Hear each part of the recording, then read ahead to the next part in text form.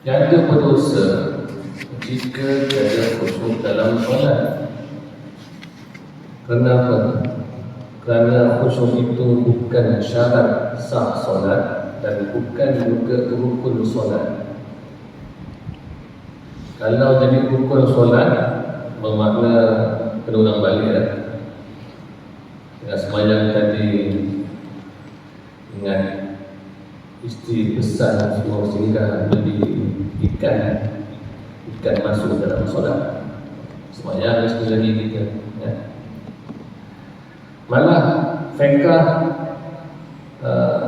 memberi satu kaedah. Kalau ada ragu-ragu syak tentang bilangan rakaat 34, ambil bilangan kecilnya, yakini 3. Ambil 3 tambah 1 rakaat lagi, walaupun jadi 5 rakaat sekalipun ya. Jadi kalau terlupa bilangan rakaat, begitu je, ambil bilangan kecil. Itu khusyuk tak khusyuk tu? Tak khusyuk tak? Lupa. Kalau sembahyang maghrib, lepas sambil salam, ini doa, ingat tak imam baca kat kamu surah apa? Tak ingat lagi kan? Banyak perkara yang terlintas dan masuk dalam hati kita ketika solat tu. Kalau dikatakan tak khusyuk, tentukan sembahyang dia tak sah.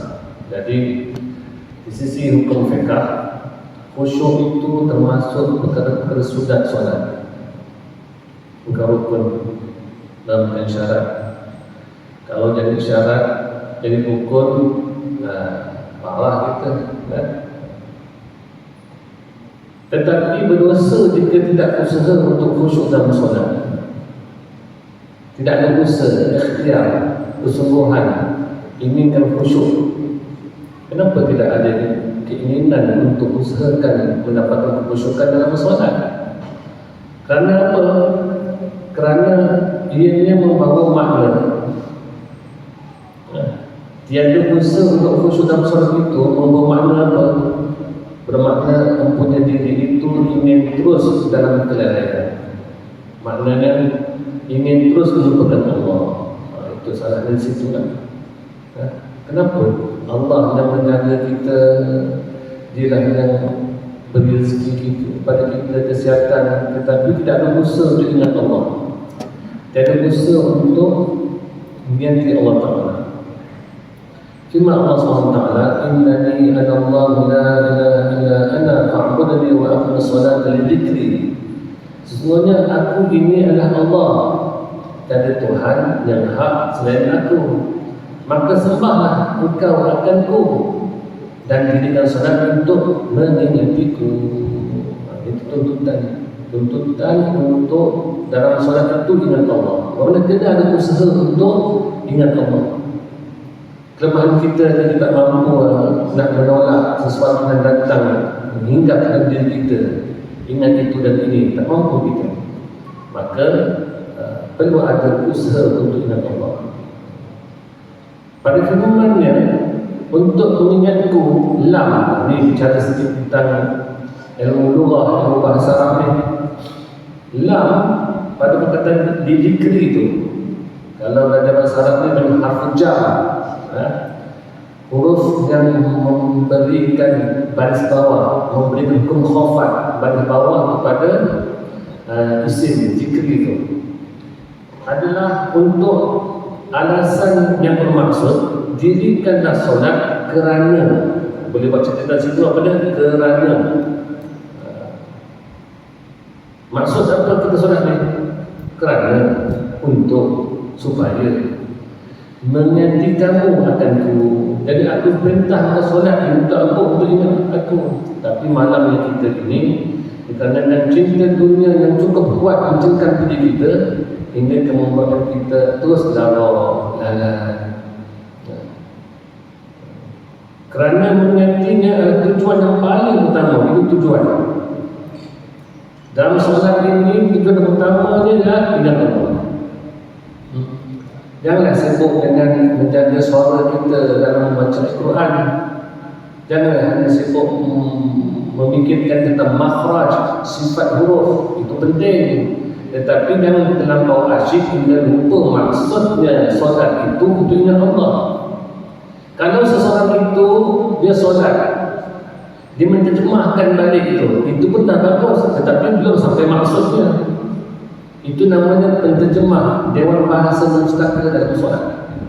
Yang kita inginkan ialah minda dan jiwa kita itu ingat dia sahaja. Kalau dalam solat kita mampu berjuang untuk usaha untuk ingat Allah, insya-Allah perkara ini akan dibawa di luar solat. Tetapi kalau tidak ada perjuangan usaha untuk ingat Allah dalam solat, bermakna pasti di luar sana, di luar solat biru kita buat. Kerana mengingatinya adalah tujuan yang paling utama dalam kehambaan hati. Apakah ibadat hati yang utama? Ibadat hati yang utama ialah ingat Allah. Tak ada aktiviti lain lah. Tidak ada kerja lain lah hati itu. Mereka kerjanya dengan Allah sahaja. Dilarang ingat selain pada Allah. Jika teringat benda yang lain selain pada Allah, itu istighfar, kita bertaubat. Ini dalam usia yang di depan saya ni bukan lagi bicara dengan anak kecil. Kita nak updatekan kematangan rohani kita. Bagaimana hati itu pergi pada Allah, memandang Allah. Sebab tuntutannya antak Allah kerana kata kamu sembah Allah Ta'ala seolah-olah kamu memandangnya. Bagaimana aktiviti hati itu dia pandang Allah. Maksudnya apa? Ingat Allah, fokus pada Allah, bergantung pada Allah. Kerana mengingatinya tujuan yang paling utama dalam kehambaan hati, dan ia mendatangkan kebahagiaan. Benarlah apa yang dalam Quran sebutkan, dengan menyebut Allah hati akan tenang, dan kesan daripada ingat itu tenang. Belum lagi sebut-sebut pun belum tenang lagi. Sebut-sebut itu adalah satu latihan untuk ingat Allah. Bukan tujuan, belum sampai lagi royah ada, belum selesai lagi kerja. Kita pegang tasbih, ini alat untuk ingat Allah. Kita menyebut-nyebut nama Allah, itu baru percubaan, latihan. Agar dengan memegang tasbih, dengan menyebut-nyebut, dengan harapan hati itu ingat empunya nama yang disebut. Yang kita sebut tu alih dalam hati itu namanya. Yang kita sembah siapa? Yang kita boleh ingat tu siapa? Ustaz Johari. Ustaz Johari ni namanya. Tuan-tuan nak namanya kan orangnya. Kalau nak namanya, tulis dia akan tunjuk, tengok saya tengok. Nasi ayam, tuan-tuan nak namanya ke ataupun nasinya? Mesti nak nasi ayam. Kadang nama, abang, bawa nasi ayam kan? Baik. Kita pun tulis tentang nasi ayam. Mana nasi ayam? Itu memang kena lebih kan bagi kita ni. Mesti kita nak punya nama tu. Nasi ayam tu mana? Itu yang kena. Begitu kita sembah Allah. Allah yang mana? Alif, Lam, Ha.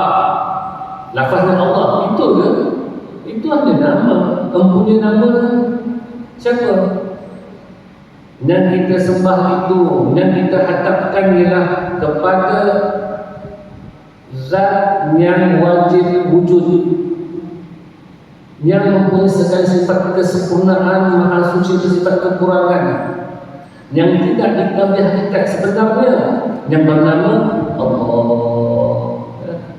Jadi betulkan kita tentang hati kita bahawa ibadat ini untuk dia. Dia tu merujuk pada apa? Zat yang wujud itu, yang namanya Allah.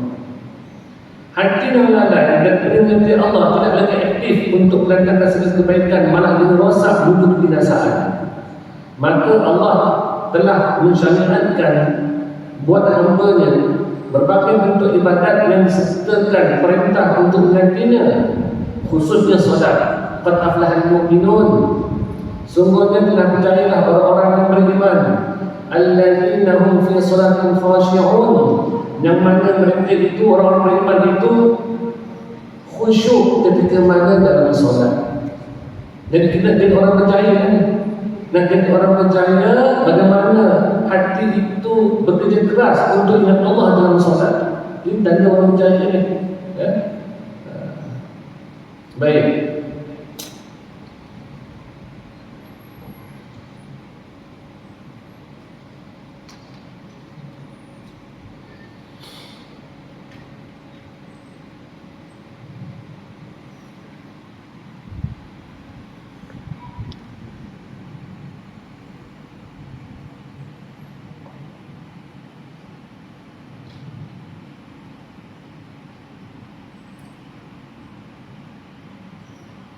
Quran surah apa? Wa aqimus shalah.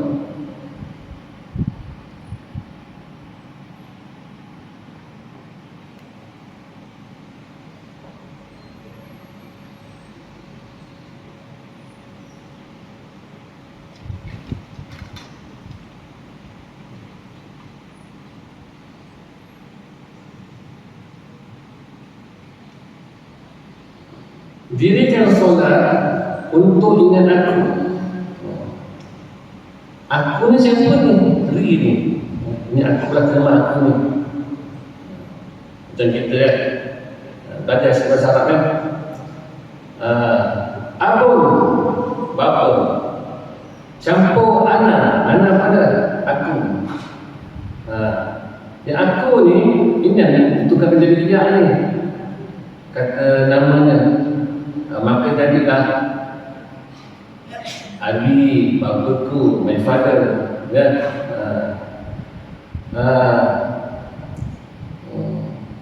Habibah, Habibatul, kekasih. Campur dengan anak aku. Panggil apa? Habibati. Jadi kita balik dipanggil ya Habibati. Terkejut saya juga. Bang dia kan dia tak pernah sebut. Tiba-tiba balik-balik Habibati. Oh dia. Aduh tak mengajar tadi. Tak makan-makan ni. Kalau kekasih lelaki Habibi, kekasihku. Baitul, rumah, campur anak, rumahku. Jadi ternyata baiti, mudah itu, my house, ya. Zikrun, zikir, ingatku, ingat kepadaku, ya. Jadi aku dirikan solat, ini perintahnya, ini kata fi'il amal, kata suruh.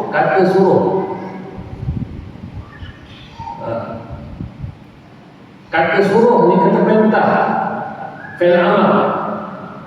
Dirikanlah solat, mana disuruh kita dirikan solat untuk apa? Untuk ingat Allah, untuk matlamat itu. Jadi kita rasakan satu ada solat ni bukan sekadar menuju perintah saja, kita nak ingat Allah dalam solat, bukan sekadar menuju perintah. Tetapi kalau anak kita beramal menuju perintah Allah Ta'ala, itu dah solat itu kat taman kita ni. Tapi kita nak update lagi kematangan diri kita bahawa solat ini adalah untuk ingat Allah. Sebab itulah disababkan dalam riwayat, kita lepas solat zuhur ini fikirkan asar. Asar nanti ingatkan maghrib. Maghrib nanti rindukan isyak. Isyak nanti ingatkan subuh. Karena apa? Karena ada perjanjian dengan kekasih. Seorang kalau bercinta tu janji 10 hari bulan kan, kita jumpa kan, kita cuti dari China kan, jumpa kan, jumpa kat mana? Kat Bukit Jalil, kat mana tempat lah.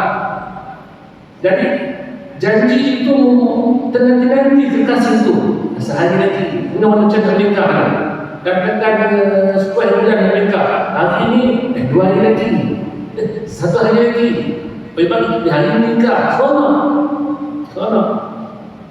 Baguslah ada niatan dalam isteri kita ni kan. Berapa hari lagi?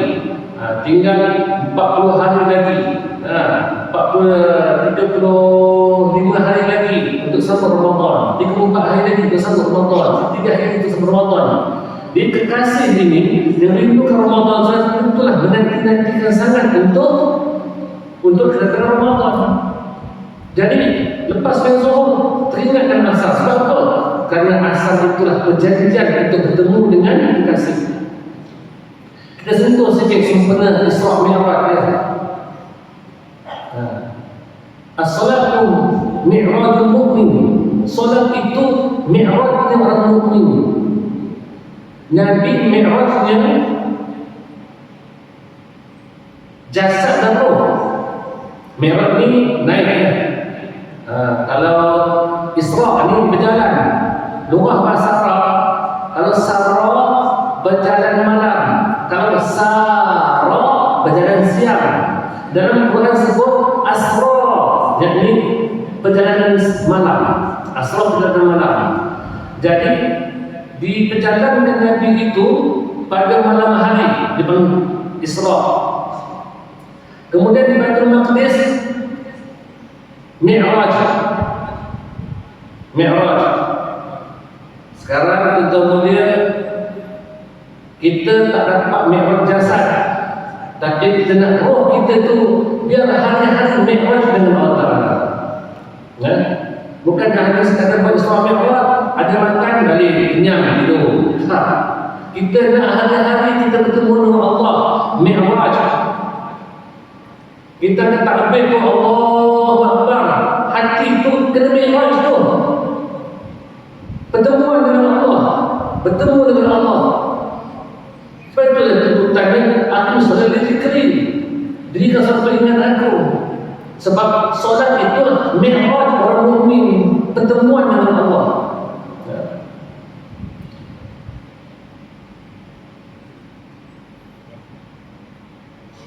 Asalnya solat, tetapi hakikatnya setiap saat mi'raj.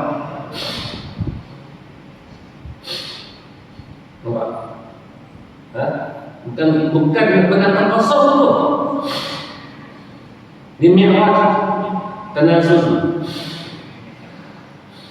Penampasan kita di Mi'raj Allahu tanazul turun. Allah Mi'raj.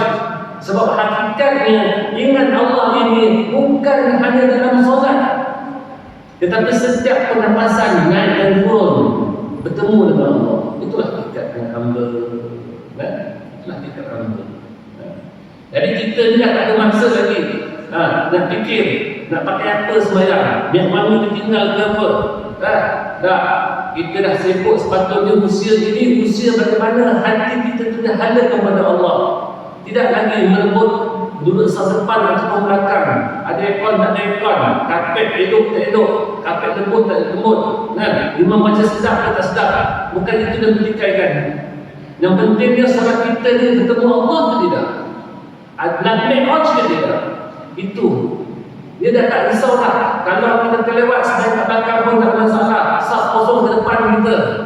Kalau kita sebaik kat Mekah, kat Malaysia tak berlaku lah. Kat Mekah tu lah 2 jam, 1 jam sebelum dah duduk dekat lah, dah masuk masjid dah kita ni. Tiba-tiba ada Pak Arab mana nak melangkah, wanita melangkah pada kita, duduk depan kita. Tak pernah kasih hati. Sebab apa? Sebab dia melangkah, sebab nak cari pahala. Sebab batin duduk depan, makin besar pahalanya. Saf pertama lebih baik, pahala lebih besar, pahala lebih besar kedua. Saf kedua lebih besar, pahala lebih besar ketiga. Begitulah berikutnya. Mereka melangkah pada kita itu sebab cari pahala. Kita tidak, kita cari Allah. Kalau cari Allah tak boleh nak marah-marahkan orang tu. Sebab hati dah sibuk dengan Allah. Kalau teranjak sikit ke belakang, kita tak risaukan tentang pahala kita kekurangan. Kita duduk sini, orang itu duduk depan kita. Tapi nak sujud macam mana kita? Tak apalah, kita duduk ke belakang situ. Dia mencari pahala, dan kita mencari Allah. Allah itu tidak bertempat, tidak di depan, tidak di belakang, tidak di kiri, tidak di kanan, tidak di atas, tidak di bawah, tidak di luar, tidak di dalam. Bagus-bagus sebab dia sendiri Allah. Dia tak ada masalah. Sebab yang kita cari itu Allah. Jadi yang kita nak Mi'raj, Jadikan solat ini sebagai kenderaan mi'raj bertemu dengan Allah. Ya. Jadi pertemuan itu yang kita nakkan tu. Ya. Rasa, wujudnya pertemuan, bertemu dengan siapa? Bertemu dengan dia, bertemu dengan kasih. Ya. Memang pada hakikatnya kita postmortem sedikit bahasa kan. Dia ada perkataan murid dengan murad. Murid maknanya yang menghendaki.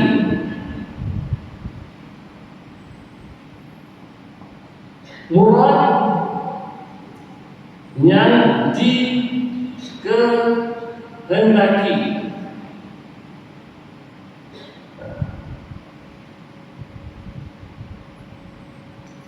Pada peringkat awal kita belajar, kita beramal, seseorang itu merasakan dia adalah murid yang menghendaki. Menghendaki siapa? Menghendaki Allah. Bermakna kita ini, hamba ini paling murid. Yang dikehendaki ini paling apa? Murad. Jelas, tinggal lagi. Murid artinya apa? Yang menghendaki. Siapa? Kita lah, hamba ni. Yang dikehendaki daripada apa? Murad. Tetapi setelah seorang itu usul ila Allah, sampai kepada Allah, setelah dia beribadah, tidak merasai wujudnya dirinya, di kali itu barulah sedar siapakah murad, siapakah murid. Setelah mengenal hakikat, mengenal itu, baru kita perasan Allah itulah murid. Dia yang menghendaki kita untuk sampai kepada dirinya. Maka kita dipanggil apa sekarang ini? Dipanggil murad. Jelas. Siapa yang menghendaki kita sampai kepada Allah Ta'ala? Dialah, maka dia dipanggil murid. Siapa yang datangkan kepada Allah? Kita lah, kita dipanggil murad. Peringkat awal kita rasa kita murid, kita hendak Allah, kita pergi kepada Allah, Allah bertempat tuju kita, dipanggil murad. Dan hakikat sebenarnya Allah lah yang murid, kitalah murad. Allah yang menghendaki kita sampai pada dirinya, maka kitalah yang dikehendaki untuk sampai kita dapat murad. Ya. Pekat awal ialah baca agama, tetapi kita punya feeling kita hakikatnya apa? Allah yang mau sampai pada dirinya, bukan kita. Bukan kitalah yang dikehendaki, Allah lah yang menghendaki. Jadi jadikan solat itu sebagai mi'raj, ya. Bukan hanya sekadar melunaskan bacaan, dan tak perlu nak risaukan, sibukkan orang semayang tak berpusat, kan? Ada yang tak dada, kalau di Mekah tak dada kan, ada yang lurus. Itu mazhab Maliki tu. Mazhab Maliki itu pendapat satu lurus, satu sama mazhab Syafi'i. Mazhab Maliki, sebab Syafi'i pun Imam Syafi'i pun Maliki. Dan kita ni begini. Hanafi begini. Macam mana kawan-kawan kita, sahabat-sahabat kita Bangladesh, Pakistan tu, Allah. Gitu sebenarnya kan. Dah tak sibuk lah. Mazhab ini macam ni semayang, macam ni semayang tidak. Imam suara pendek, imam suara panjang, imam suara sekat-sekat basah, imam suara lembut ke, merdu ke, dah tak fikir dah. Imam baca suara panjang, suara pendek pun dah tak kisah. Masjid ada aircon, tak ada aircon, apa semua, tapi lembut ke kasar, tak kisah. Sebab apa? Sebab telah mabuk dengan dia, dengan Allah itu.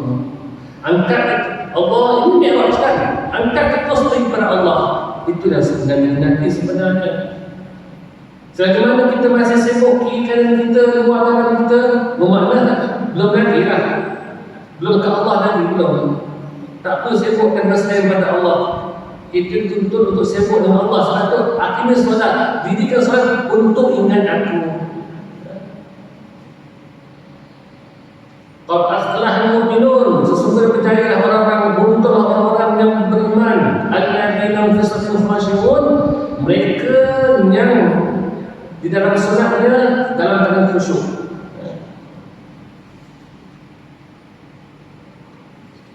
Usul 11. Innamal mu'minuna alladhina idza dzukira Allah wajilat qulubuhum wa idza tuliyat 'alaihim ayatuhu zadatuhum imanan wa 'ala rabbihim yatawakkalun.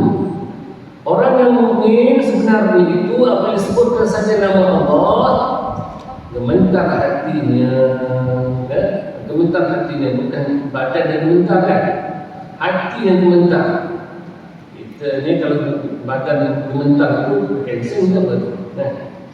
Gementarlah hati mereka, mana terzahir rasa takut pada Allah.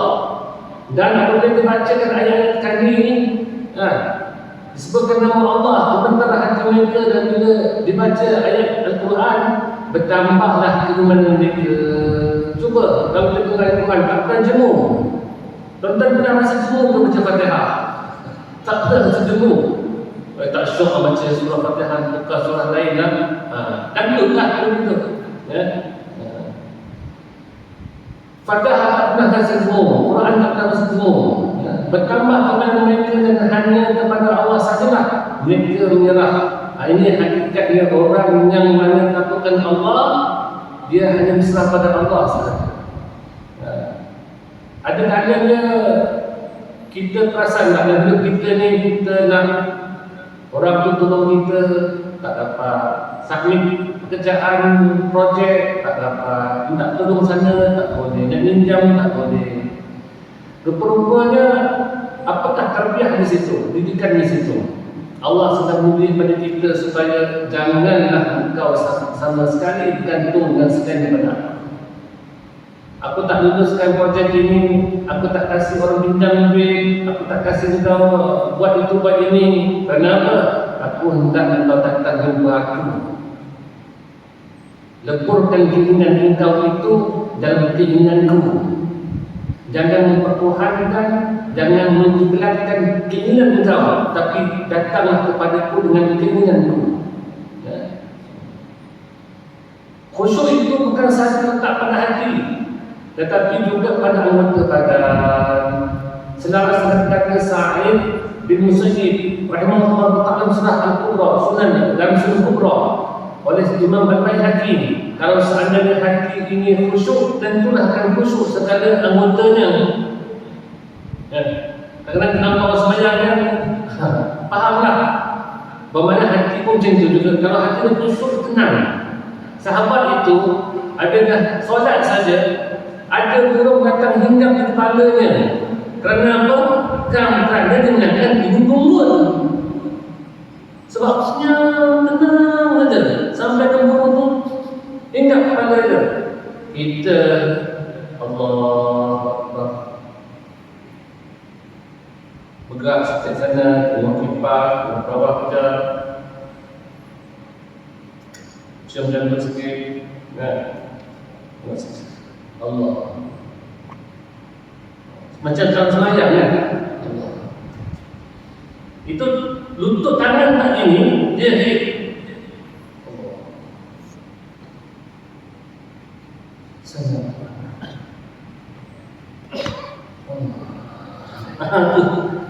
Macam-macam semayang tu. Tak campur lagi yang tangan pusing lagi tu. Kan?